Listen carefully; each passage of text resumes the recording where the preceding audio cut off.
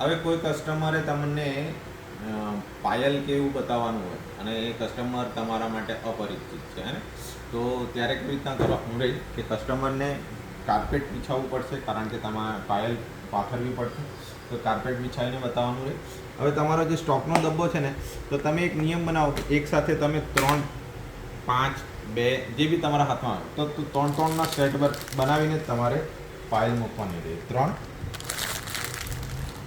થોડીક ડિસ્ટન્સ કરીને બીજી 3, બીજું ડિસ્ટન્સ કરીને પાછી 3 અને 3. હવે કસ્ટમરને કંઈક આમાં તમને કંઈક પસંદ આવે Received છે, 150 જો rupees કસ્ટમરને on કંઈ જ Google પસંદ Pay નહીં for આવે તો business. તમારે 3, 3, 6 અને 3, 12નું તમને ધ્યાન રહે કે તમે 12 પાયલ એમને બતાવેલી છે. આ 12 પાયલને લઈ લેવાની પાછી. એમને જો કંઈ પસંદ નથી આવ્યું તો તમે પાછી એને લઈ લીધી. એટલે તમારા ધ્યાનમાં આવે કે 12 પાયલ તમે એકવાર બતાવેલી. પાછી તમે એક નિયમ બનાવેલી છે કે તમારે તો 3 પાયલ જ બતાવવાની છે, એટલે તમે પાછી 3 પાયલ બતાવી, પાછું ડિસ્ટન્સ કરીને એ બીજી 3 પાયલ મૂકી, પાછું ડિસ્ટન્સ કરીને બીજી 3 પાયલ મૂકી,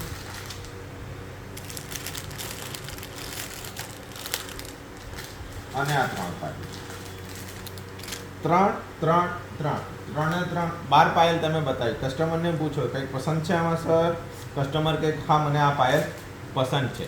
તો આપણે ટોટલ હમણાં 12 દુ 24 પાયલ બતાવી, એક પાયલ કસ્ટમરને પસંદ છે, એટલે તમારા પાસે ટોટલ 24 સ્ટોકમાંથી તમારે પાયલ બહાર નીકળી ગઈ. એટલે તમને ગણતરી ધ્યાન રહે. હવે કોઈ કસ્ટમરે મિસ્ચીફ કરીને પાયલ સંટાડી દે તો તમે ક્લાસમાં કેલ્ક્યુલેટ કરી શકો કે તમે કેટલી પાયલ એમને બતાવેલી, એમાંથી કેટલી પાયલ આપણી પાસે છે ને કેટલીક બિલમાં ગઈ. એટલે જો આપણે એમને 24 પાયલ બતાવી, એક પાયલનું બિલ બનતું છે, તો આપણા પાસે આ 23 પાયલનો સ્ટોક હશે. એટલે હંમેશા ધ્યાન રાખો કે તમારું માઇન્ડમાં એ મેન્ટલી કેલ્ક્યુલેશન થવું જોઈએ કે પાયલનું કેટલું છે.